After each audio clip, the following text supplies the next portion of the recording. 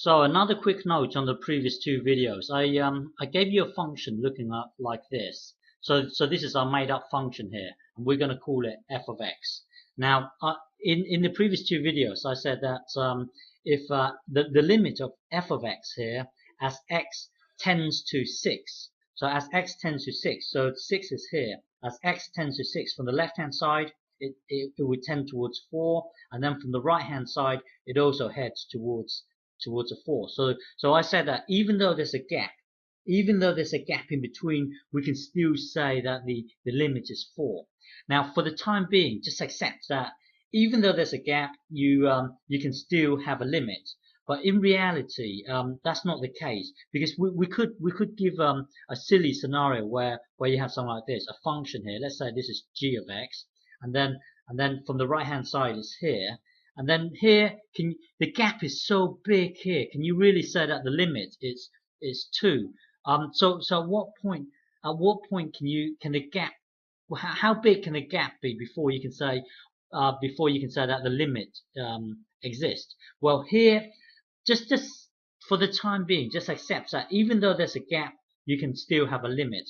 But in reality, if you look at 1 over x here, you see this function here. This function here will exist for everything except from the number 0. You see, I can actually say, let's say 0.000000001, and this you can still put it into the function, and it will still work. It's just the number 0 that you cannot put into this function. But whereas if you look at this one here, you see this one here, it works up to, let's just say 5.7, and here it works for anything above 6.3.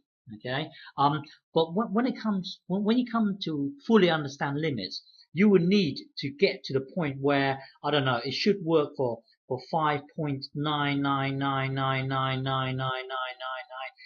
This here should still work. It just doesn't work for the number 6. Well, when it's dead on 6, it doesn't work. But if it's let's say 6.0000001, then it should work.